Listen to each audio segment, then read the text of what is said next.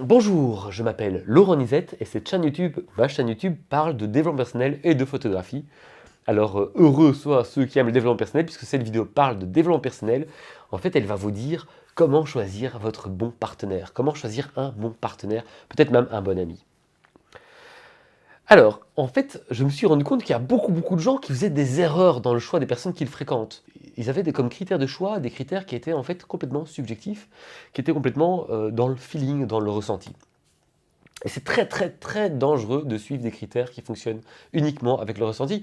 Je ne dis pas qu'il faut aller vers des gens qu'on n'aime pas du tout. Le ressenti est important. Donc aller vers quelqu'un pour lequel on a des sentiments, on a une attention particulière, c'est important. Mais ça ne suffit pas si on veut construire. Si vous voulez, si vous choisissez des personnes avec lesquelles vous avez un ressenti, vous allez vous rendre compte que votre relation, elle va à chaque fois durer 2, 3 ans et rarement plus. Si vous voulez avoir une relation qui est plus longue, eh bien il va falloir rajouter des critères de sélection. Donc bien sûr, il faut aller vers des personnes que vous appréciez, mais en plus de ça, il va falloir faire attention à certains points précis. Ces certains points précis, je vais vous les énumérer, et ils sont assez simples. Alors le premier point qui paraît complètement évident, c'est que si vous voulez construire une relation, ce premier point, c'est que la personne cherche à construire. Donc quelqu'un qui cherche à construire, ça se voit parce qu'il a une mentalité d'entrepreneur.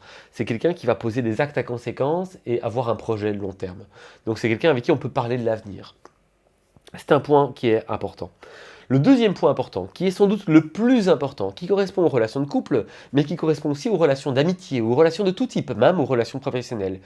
Votre critère absolu doit être de rencontrer quelqu'un qui est capable de prendre des décisions et de s'y tenir de manière inconditionnelle. C'est très clair ce que je viens de dire, hein. Si vous voulez construire vraiment quelqu'un, donc on l'a dit, il faut que ce soit quelqu'un qui a envie de construire, mais il faut que ce soit aussi et surtout quelqu'un qui soit capable de prendre des décisions. En effet, si maintenant je rencontre Géraldine, c'est un très joli prénom, Géraldine, et en plus je connais une très jolie Géraldine, euh, on va dire Magali, voilà, hein, c'est mieux. Si maintenant, demain, on rencontre Magali, Magali est une chouette personne, mais imaginons que Magali n'ait un problème pour prendre une décision, pour s'engager par décision. En fait, elle va s'engager avec vous parce qu'elle est amoureuse. Eh bien, c'est génial pendant 3 ans. Le problème, c'est qu'après 3 ans, elle ne sera probablement plus amoureuse, ou en tout cas, cet amour va se changer, va vivre des hauts, des bas, et quand elle sera dans un creux, elle va avoir l'impression que cette relation est stérile et elle va vous quitter. Si au contraire, Magali ou Géraldine, on a dit avant, s'intéresse à vous parce que vous êtes beau physiquement, ou on va dire que c'est plutôt un homme s'intéresser à une femme parce qu'elle est belle physiquement, c'est plutôt ça le cas, je pense. Eh bien, cette femme un jour va changer. Un jour, cette femme va vieillir et elle sera de moins, je me suis mordu, et elle sera de moins en moins jolie. Et à ce moment-là, vous risquez de la quitter. C'est donc une mauvaise décision de s'engager à quelqu'un qui s'intéresse à votre physique uniquement. Je peux faire le tour de toutes les raisons qui peuvent nous enticher, nous pousser à aller avec quelqu'un, je ne vais pas utiliser de mots compliqués, donc nous pousser à aller avec quelqu'un dans une relation de couple. Mais en fait, la seule raison qui est vraiment valable, vraiment respectable, c'est la décision. En effet, si vous êtes en couple avec quelqu'un et que cette personne décide qu'elle finira ses jours avec vous, qu'elle va vous emmener au mariage, qu'elle va vous emmener devant l'église, devant ce qu'elle veut, mais en tout cas signer quelque chose pour vous s'engager, cette personne, en fait, si elle est capable de prendre cette décision et de s'y tenir, la relation deviendra inconditionnelle et long terme. Et dans cette relation long terme, on pourra vraiment construire. Donc, je me répète, la vraie raison pour laquelle vous pouvez vous engager de manière déterminante et en confiance avec quelqu'un, c'est qu'elle soit capable de prendre des décisions. Si elle est avec vous parce qu'elle est amoureuse, si elle est avec vous parce qu'elle vous trouve jolie, si elle est amoureuse, si la personne est amoureuse parce qu'elle vous trouve X ou Y, quelle que soit la raison, eh bien ça ne suffira pas à avoir une relation inconditionnelle. Parce que dès que cette relation cessera d'exister, dès que vous serez moins séduisante, dès que vous lui ferez moins plaisir, moins d'attention, eh bien elle vous quittera. La seule raison qui fait qu'on peut s'engager avec quelqu'un, c'est qu'elle ait pris la décision de s'engager avec vous et qu'elle puisse se dire ça en long terme. Malheureusement, ce n'est pas suffisant pour construire une relation. Comme on l'a dit, la personne, elle doit vouloir construire, elle doit être capable de s'engager, mais elle doit aussi être capable, ou en tout cas, elle doit être dans une disposition où elle regarde dans la même direction que vous. Alors, je ne veux pas dire qu'elle doit avoir les mêmes passions que vous, même pas les mêmes centres d'intérêt, même pas forcément le même niveau social, culturel, financier, mais en tout cas, elle doit être sensible aux mêmes choses, elle doit résonner aux mêmes vibrations. Et ça, on se rend compte quand la personne est capable de regarder dans la même direction. Si vous parlez d'un de vos rêves et que la personne a les yeux qui brillent, c'est bon signe. Mais par contre, si ce n'est pas le cas, c'est mal parti. Si vous êtes rencontrés à la pétanque et que vous aimez tous les deux la pétanque, mais que dans vos projets d'avenir, dans ce qui vous fait vibrer, l'autre ne vibre pas, c'est dangereux et c'est mal parti. Je résume mes 3 points importants.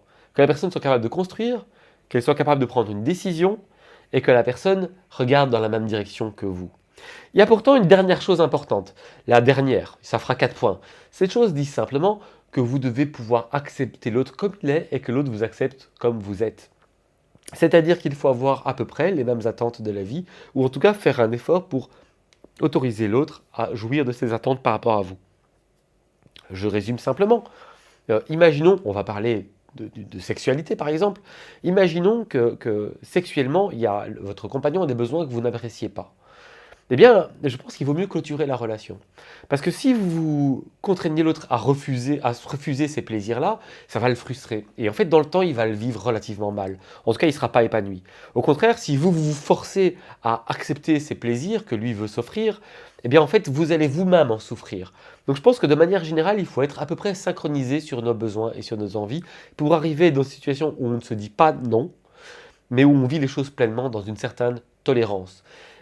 C'est vrai pour la sexualité, mais c'est vrai pour un tas d'autres domaines. En fait, il est important d'accepter l'autre comme il est et que l'autre soit capable de nous accepter comme nous sommes. Ça ne veut pas dire qu'il ne faut pas progresser. Nous devons tous progresser tout le temps.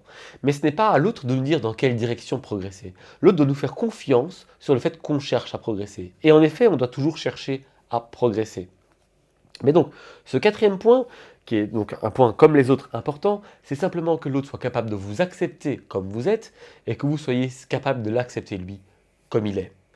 Je pourrais citer un cinquième point. Malheureusement, ce cinquième point est moins important que les autres et il touche plus le développement personnel de manière générale.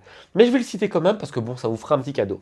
Ce cinquième point, c'est simplement de choisir quelqu'un qui ne vous accuse pas.